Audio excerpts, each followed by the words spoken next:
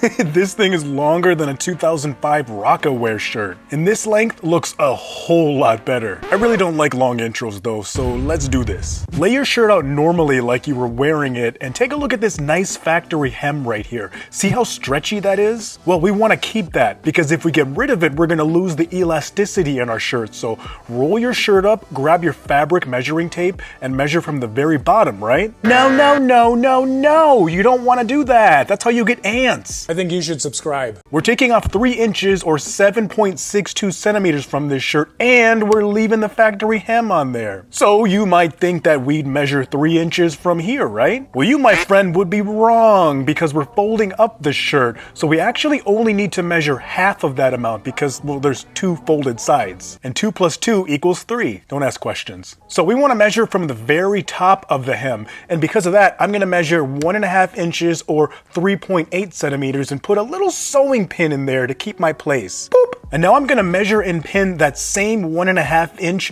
or 3.8 centimeter distance all the way around my shirt, and for you it's going to be whatever you're taking off your shirt. That is, unless you measured wrong the first time, and in that case, welcome to the exciting world of starting over. When you're done, make sure that your pin placement looks all nice and good and even out any wrinkles that you might have. And it doesn't have to be perfect. I mean, if it looks straight from 6 feet away, well, congratulations, you're now a tailor. Use these settings on your sewing machine. They're also going to be down in the description. And don't panic, any $50 used sewing machine is going to work. I made all kinds of tutorials on how to use it and how to not throw it at the wall when it's not working. We're going to be sewing our stitch right on that top edge of our factory hem right there. And when you start your stitch, make sure that you start on one of the side seams. Either one is fine. We are using what's called a narrow zigzag stitch as opposed to a straight stitch. And that's because if we used a straight stitch, it's probably going to break, because straight stitches aren't designed to stretch at all. And well, since we want to maintain that elasticity of that factory hem, well,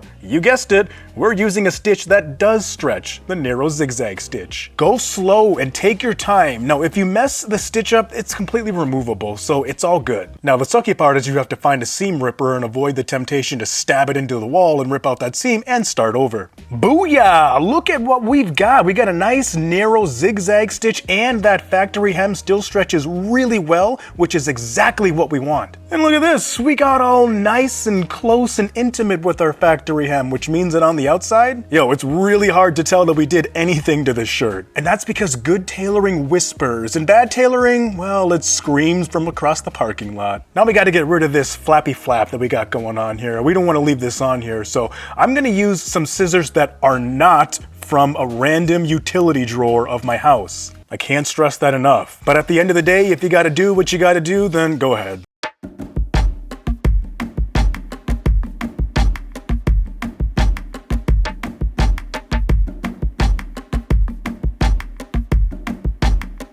Give it a quick run underneath your iron. This helps flatten everything out so it looks nice and professional. This is the finished product, and now let's go learn how to take in the side seams of a baggy t-shirt, shall we? Yeah, let's do that. It's in the next video. I'll see you on the other side. ST out. Deuces!